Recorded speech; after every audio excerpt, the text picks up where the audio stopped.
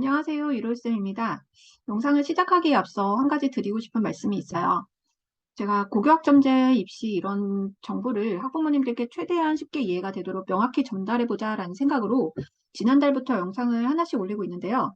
제가 멋진 편집 기술이 있는 것도 아니고 제가 하는 이야기가 또 재미있는 것은 더더욱 아니고 또 제가 또 엄청난 전문가도 아닌데 제 나름대로 설명한 영상을 올리고 있는데 생각보다 많은 분들이 구독을 해주셔서 지금 600명의 구독자가 넘었더라고요. 그래서 너무 감사하다는 말씀을 좀 드리고 싶고요. 저도 학부모이기 때문에 모르면 답답한 심정을 그 누구보다 잘 압니다. 그렇기에 앞으로도 제가 드리는 정보가 꼭 여러분께 도움이 되실 수 있도록 꾸준히 영상을 올려보도록 하겠습니다. 그럼 오늘의 이야기 본격적으로 시작을 해보도록 하겠는데요. 오늘은 지난 영상에서 예고한 대로 서울대가 정시의 교과평가를 반영하는 것에 대한 말씀을 좀 드려보려고 해요. 네, 제가 서울대 이야기를 한다고 하면 어떤 부모님께서는 우리 아이는 서울대에 가지 못할 것 같은데 왜 내가 서울대를 알아야 하냐 이렇게 간혹 여쭤보시기도 하셨어요. 그런데 입시에서는 서울대가 어떤 그 입시 정책의 변화를 주면 그 아래 대학까지 차례로 영향을 줄 수밖에 없기 때문에 항상 우리는 서울대의 움직임을 좀 주목할 필요가 있습니다. 그리고 현재 너무 입시 변화가 급변하고 있기도 하기 때문에 이런 전반적인 흐름을 파악할 수 있다는 점에서도 의미가 크다고 할 수 있겠어요. 그래서 올해 입시부터 서울대가 수능 100%로만 선발하던 정시에 갑자기 교과평가라는 것을 도입했단 말이죠. 그래서 이 부분에 대한 이야기를 오늘 좀 자세히 짚고 넘어가 보려고 합니다. 음, 지난 영상에서 이 표를 보셨을 텐데요. 그 대입 공정성 강화 방안에 대한 좀 설명을 드렸었어요. 그걸 듣고 오셨다면 현재 입시 흐름에 대해서 어느 정도 이해가 되셨을 것 같아요. 그리고 대입 공정성 강화 방안 추진 로드맵이었죠, 이것은. 그래서 여기서 16개 그 대학은 수능 40% 이상 뽑도록 하라는 이 내용 기억하시죠? 그래서 학종과 논술을 합한 비율이 45%가 넘는 서울 소재 16개 대학의 정시 비율을 40% 이상 확대하도록 했다는 내용이 바로 이 대입 공정성 강화 방안에 들어 있었습니다. 바로 이 대학들이었어요. 그 40% 이상 확대해야 하는 대학들은 건국대, 경희대, 고려대, 광운대, 동국대, 서강대, 서울대, 서울시립대, 서울여대, 성균관대, 숙명여대, 숭실대, 연세대, 중앙대, 한국외대, 한양대. 다 어때요? 모두가 잘 알고 있는 서울 주요 대학들이죠. 근데 이들 대학들은 원래 좀 학종으로 많은 인원을 선발하던 대학들이었어요. 그런데 대입 공정성 강화 방안의 여파로 정시를 40%까지 확대해야 하는 상황이 내몰렸죠. 사실 말이 40%지, 수시에서 뽑히지 못하는 그 학생들이 2월 되는 인원을 그 정시 인원으로 합쳐지거든요. 그러면 어떤 대학에서는 좀 40% 이상에서 정시에 뽑아야 된다는 이야기가 되기도 하죠. 그러면 왜 대학은 학종을 왜 이렇게 고집하고 유지하려고 하는가 이런 얘기에 대해서도 좀 제가 대학의 입장에서 설명을 좀 드려볼게요. 대학의 입장을 아셔야 서울대가 왜 교과평가를 도입했는지에 대해서도 좀 이해가 되실 거라고 생각이 들기 때문인데요. 이 표는 건국대 종단연구라고 해서 매년 수시 그 교과 전형, 종합 전형, 그리고 정시 논술 전형 이렇게 뽑힌 학생들의 성적 추이를 조사해서 연구한 자료라고 할 수 있어요. 그래서 학생부 종합 전형이 도입이 될 때 가장 대학들이 우려했던 것은 이렇게 뽑은 아이들이 정말 우수한지 이런 것에 대한 질문이었고 그래서 대학들은 이렇게 매년 종단 연구를 통해 확인을 하고 있습니다. 그래서 계열별, 전형별 성적 추이인데요. 이 빨간색이 교과 전형으로 들어온 아이들입니다. 그리고 이 초록색이 학생부 종합 전형으로 들어온 아이들의 성적 추이예요. 어떠신가요? 이 빨간색, 즉 교과 전형으로 들어온 아이들의 성취도가 가장 높죠? 이 아이들의 성향은 기본적으로 성실하고 그 내신 등급이 높은 아이들이니까 공부를 어떻게 해야 하는지 아는 학생이죠. 그런데 대학 입장에선 이 학생들이 본인들이 들어온 과에 잘 적응하는 게 아니라 전과 비율이 높다는 게 또 나름 고민이었습니다. 그래서 수도권 대학들이 2016년부터는 교과 전형을 좀 점차 감소시켜서 2017년에는 수도권 대학에선 교과 전형을 좀 많이 진행을 하지 않았었어요. 그런데 대입 공정성 강화 방안에 어떤 내용이 들어가 있었나요? 네, 수도권 대학 대상 지역균형 선발 10% 이상 그리고 학생부 교과 위주 선발을 권고한다는 내용이 들어가 있었죠. 그래서 이제는 수도권 대학도 교과 전형을 진행하게 된 거죠. 그래서 이렇게 보면 이 노란색이랑 파란색 선이 있어요. 요거는 노란색은 논술 위주 전형으로 들어온 학생들이고 파란색은 수능 위주 전형으로 들어온 학생들이에요. 어때요? 가장 성취도가 낮은 것을 볼 수 있습니다. 그래서 대학들은 이렇게 학생부를 기반으로 아이들을 선발할 때 대학에 잘 적응하는구나 라는 것을 이런 매년 종단 연구로 확인을 할 수 있었던 것이죠. 그리고 대학에서 가장 고민하고 있는 것이 우리 대학에 입학한 학생들이 학교에 얼마나 잘 적응을 하는지 아니면 적응 못하는지, 즉 학생들의 부적응 여부인데요. 이런 종단 연구로 인해 정시로 들어온 학생들의 이탈률이 가장 높다는 결과가 나왔던 거죠. 비단 이거는 건국대뿐 아니라 대학 종단 연구를 모두 검토해보면 정시로 들어온 학생들의 이탈률이 좀 높은 편이고 학종으로 들어온 학생들은 학교 만족도도 높고 성과도가 높다는 것이 공통된 결론이었습니다. 또 이런 생각은 사실 서울대도 동일했어요. 그럼 정시 확대에 내몰린 서울대는 과연 어떤 결정을 내놓았을까요? 이 자료는 2023학년도 대입 신입학생 입학 전형 예고라는 제목으로 지금으로부터 2년 전인 2020년에 서울대가 발표한 자료예요. 그래서 이 자료의 핵심은 이렇게 세 가지였습니다. 수시에 지역균형 전형 최저 학력 기준을 완화하겠다. 그리고 정시에 지역균형 전형을 신설하겠다. 그리고 세 번째로는 정시 지역균형 전형과 일반 전형에서 교과평가를 실시하겠다. 이렇게 말이죠. 그럼 이거 하나씩 살펴볼게요. 그럼 왜 서울대는 최저를 완화했을까? 이제 이거에 대한 궁금증인데요. 여기서는 서울대가 수능에 대해서 어떻게 생각하는지를 좀 엿볼 수 있는 부분입니다. 이 표는 서울대가 수시 모집의 지역균형 전형에서 수능 최저 학력 기준을 완화한 내용을 보여주는 표인데요. 그러니까 서울대 이 지역균형 전형, 즉 지균 전형은 수능 최저 학력 기준이라는 게 있어요. 원래는 그 4개 영역 중 3개 영역의 그 3개 영역 이상 2등급 이내를 맞아야 했었는데 이제는 4개 영역 중 3개 영역 등급 합이 어때요? 7등급 이내면 되는 거죠. 되게 많이 완화시킨 거예요. 이럴 경우 국어에서는 2등급, 만약에 수학에서 4등급, 영어에서 1등급 받아도 충족이 되는 거죠. 이 정도 최저 학력 기준을 쓰고 있는 대학은 홍대, 부산대 정도가 있어요. 그럼 서울대가 왜 이렇게까지 수능 최저를 완화했을까요? 일단 이 지역균형 선발 전형이라는 것은 다양한 지역의 학생들을 선발하는 것이 취지인 전형이에요. 일단 목적 자체가. 그럼 전국에서 고루고루 뽑혀야 되는데 내신 1등급에 전교 1, 2등을 하고도 이 수능 최저를 못 맞춰서 수능 점수가 나오지 못해서 이걸 맞추지 못한 학생들은 아예 무조건 떨어지게 되는 거죠. 그러니 지역균형이라는 이름에 걸맞는 전형이 좀 되지 않고 국감에서도 이런 부분을 지적도 받게 되었고요. 그래서 서울대가 이렇게 최저를 낮췄다는 것은 이제 좀 아이들 수능 성적이 부족해도 내신이 좋으면 뽑겠다라는 거죠. 그래서 학교 생활을 충실히 한 인재를 뽑겠다라는 서울대의 기조를 계속 이어나가는 것이라고 생각해 볼 수 있겠습니다. 그럼 이제 교과평가에 대한 이야기부터 좀 해보겠는데요. 서울대도 정시보다는 학종으로 아이들을 뽑는 것을 선호하는 대학이에요. 그런데 정시를 확대해야 하는 상황이 내몰리게 되었으니 그럼 이제 수능 성적만으로 뽑던 정시에도 우리는 학종처럼 교과평가를 도입함으로써 학교생활 성취도까지 우수한 학생을 선발하고자 한다. 이런 의도가 숨어있는 것이라고 생각을 해볼 수 있겠죠. 그럼 이제 서울대 그 교과평가, 정시에서 교과평가는 어떻게 하는지에 대한 이제 설명을 좀 드릴 텐데요. 그 교과평가를 하는 전형은 서울대의 지역균형 전형과 일반 전형, 요 전형에서 실시를 합니다. 여기서 지역균형 전형은 원래 아까 말씀드렸듯이 수시에만 있었는데 정시에도 신설을 한 거예요.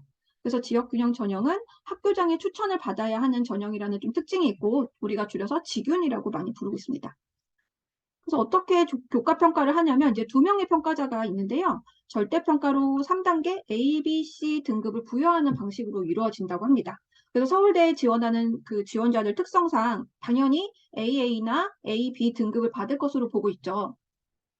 그런데 올해 7월에 나온 기사를 보면 A와 C를 매우 엄격하게 적용하겠다는 그런 내용이 있어서 이 부분도 잠깐 소개를 해드릴게요. 이 기사는 괜찮은 뉴스라는 곳에서 쓴 2022년 7월 28일자 기사예요. 서울대 입학처의 공식적 입장을 기사로 냈다고 하는데요. 읽어보면 서울대는 교과평가 대상 학생들에게 A와 C는 아주 엄격하게 적용해서 많은 숫자가 A를 받게 하진 않을 것이라고 나오죠. 그러니까 A를 받는 학생도 많지 않겠지만 학교 생활을 엉망으로 하지 않은 이상 C를 받는 학생도 많지 않을 것이라는 거죠. 그럼 대부분이 B를 받을 가능성이 크다고 보시면 될 것 같아요. 이렇게 서울대가 교과평가를 엄격하게 하는 이유는 내신을 아예 포기한 학생들은 정시에서 교과평가가 들어간 전형에 지원할 수 없게끔 만든 장치라고 생각할 수 있을 것 같습니다. 그럼 서울대 이런 정시의 교과평가에 대한 결과는 올해 정시 전형이 끝나야 알 수 있을 것으로 보이고요. 그럼 교과평가를 어떻게 해야 한다는 걸까요? 그거에 대한 설명입니다. 일단 교과평가란 과목 이수 내용, 교과 성취도, 교과, 학업, 수행 내용 등을 토대로 정성평가를 하겠다는 거예요. 즉, 정시에서도 학교 수업을 충실히 참여했는지를 평가하겠다는 서울대의 의도가 들어가 있습니다.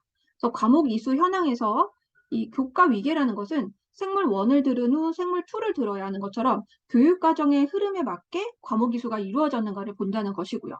그리고 진로 적성에 따른 선택 과목 이수는 경제 학부에 지원을 했다면 그 수학 과학을, 그리고 공과대학에 지원을 했다면 죄송합니다. 경제학부에 지원했다면 수학 사회를, 공과대학에 지원했다면 수학 과학을, 이렇게 계열에 맞는 교과목을 얼마나 이수했는지를 평가하겠다는 거죠. 그러니까 교차 지원에 대한 그런 좀 불리한 점도 생각을 해볼 수 있어요. 그다음에 교과 학업 성적이라는 것은 단순히 이 아이의 그 성적의 우수 여부만 판단하는 것이 아니라 이 과목 수준, 수강자 수, 원점수, 평균, 표준 편차 이런 것들을 모두 전부 고려한다는 뜻이고요. 또 교사가 작성하는 우리가 줄여서 말하는 세특 있죠? 세부 능력 및 특기사항. 이 부분을 통해 아이들의 학업 태도를 평가하기 때문에 이제 수업 시간에 얼마나 이 아이가 적극적으로 충실히 참여했는지가 중요해졌다는 거죠. 이 세특에 대한 내용을 조금 더 세부적으로 설명을 좀 드려볼게요. 여기 보시면 이 A등급을 받는 기준을 서울대가 공개를 했는데요. A등급 평가 사례를 읽어드릴게요. 공과대학 지원자입니다. 모집 단위 관련 진로 선택 과목 2과목 이상 선택하여 이수를 하면서, 그러니까 진로 선택 과목이니까 물리학 2, 화학 2, 기하 이런 과목들을 뜻하는 거죠. 이런 걸 하면서 기초 교과 영역, 국어, 수학, 영어 이런 것들 및 모집 단위 관련 교과목 성적이 1, 2등급 이내, 그리고 성취도 A 수준, 이수한 각 교과 수업에 충실히 참여한 내용이 나타난 경우 이때 A등급을 주겠다 이렇게 써있죠. 여기 보시면 교과별 수업에서 이 아이가 주도적인 학업 태도가 나타나야 한다 이렇게 써있어요. 그래서 이 부분을 세특으로 좀 예시를 설명을 드려서 보여드릴게요. 이 교과 세특 예시는 그 서울대에서 그 학교생활기록부 기반 면접 내실화를 위한 교사 자문 결과 보고서라는 제목으로 발간한 자료고요. 그 안에 수학 1과 언어와 매체 과목의 예시를 제가 한번 발췌해서 가지고 와봤습니다. 한번 읽어볼게요. 수학 1. 수업 시간 항상 교사가 알려주는 방법으로 문제를 해결하기보다 다른 방법을 고민해보는 시도를 적극적으로 하는 학생임. 수업에서 특수각의 삼각함수에 대한 내용만 배우는 것에 의문을 품고 특수각이 아닌 각들에 대해 삼각함수 값을 구하는 방법을 탐구하는 모습을 보임. 그리고 이런 것들을 발표자료로 만들어와 친구들에게 발표하는 모습이 인상적이었음. 평소 궁금한 점을 해결하는 방식이 인터넷의 단편적인 정보를 활용하는 것이 아닌 독서를 통한 깊이 있는 탐구를 하는 좋은 탐구 습관을 지닌 학생임. 언어와 매체에 관련한 세특을 볼게요. 문법 지식을 수동적으로 받아들이는 것이 아니라 실제 언어 현상을 탐구함으로써 능동적으로 수용하고자 노력하는 학생임. 그래서 어떤 것에 대해서 이것은 아닐까 하는 고민을 하기 시작했다고 함. 이후 이런 자료를 참고해서 그 궁금증 해결의 실마리를 어디서 찾고 그래서 자신의 의견을 정리한 바 있음. 정말 수많은 사례가 있지만 일단 제가 이 대표적으로 2가지 사례를 찾아와 봤는데요. 어떤가요? 읽어보시니까 아이들의 좀 주도적인 모습이 그려지실까요? 이 아이들 모두 똑같은 것을 배웠지만 그저 받아들이는 것이 아니라 그게 왜 무엇인지, 이게 왜 다른지, 그렇다면 다른 방법이 있다면 고민을 해보고 그 생각에서 그치는 것이 아니라 이 아이들 모두 책을 찾아보고 자료를 참고해서 궁금증을 해결하고 발표를 하거나 의견을 정리하면서 지식이 자기의 것으로 만드는 내용까지 적혀 있죠. 바로 이런 모습이 나타나야 좋은 생기부라고 할 수 있는 것이죠. 그래서 이러한 서울대 교과평가의 영향력에 대해서는 전문가들마다 좀 입장이 분분합니다. 하지만 한 가지 확실한 것은 서울대는 정부 방침에 따라 정시를 어쩔 수 없이 확대하지만 수시에서만 하던 학종 서류 평가를 정시에도 도입함으로써 서울대가 기존에 이어오던 학교 생활에 충실한 선한 인재를 선발하겠다는 이 의도는 계속 확실히 보여주고 있는 것이라는 생각이 드네요. 그럼 이렇게 서울대가 정시에서 교과평가를 도입하면서 어떤 대학이 가장 변화를 보였을까요? 네, 바로 고려대입니다. 현재 고등학교 2학년 학생이 치르게 될 내년도 입시죠. 2024학년도 대입 입시에서 서울대에 이어 고려대도 정시에 학생부 성적을 반영하는 것이 확실시되었죠. 그래서 고려대 정시 모집에 수능 교과 우수 전형이라는 것을 신설을 했어요. 그래서 한 427명 정도 아이들을 선발을 하고요. 수능 교과 우수 전형은 수능 80%와 학생부 20%를 일괄 합산하는 방식으로 결과를 가리게 된다고 합니다. 그러니까 서울대가 정시 교과평가를 쏘아올린 공이 이제 고려대까지 여파가 미치게 된 거죠. 이제 향후 대학들이 어떤 식으로 변화할 것인지에 대해서도 우리가 앞으로 관심을 가져볼 필요가 있을 것 같아요. 그럼 서울대는 수시 직윤의 최저도 완화하면서 수능의 영향을 줄이고 또 수능 100%로만 선발하던 정시의 교과평가를 왜 도입한 것일까요? 앞으로 학령 인구가 줄어드는 것은 알고 계실 거예요. 그래서 1등급을 받을 수 있는 아이들의 이 모수 자체도 줄어들게 되죠. 또 작년부터는 수능이 선택형으로 바뀌게 되면서 아이들의 선택 방법에 따라 경우의 수만 816가지가 넘는다는 기사도 나왔었죠. 그래서 아이들이 선택한 과목들에 따른 표준화도 매우 어렵게 되었습니다. 그래서 서울대 입장에서는 수능으로 촘촘하게 붙어있는 아이들을 줄 세우는 것이 정말 우수한 아이들을 뽑을 수 있는 잣대인지 애매해진 것이죠. 그래서 이 서울대의 학교 학생부 종합전형 안내 책자 이 부분을 읽어봐도 서울대 입장을 잘 알 수 있습니다. 그럼 앞으로 우리 아이들은 어떻게 공부를 해야 할까요? 고민이 많이 되시죠?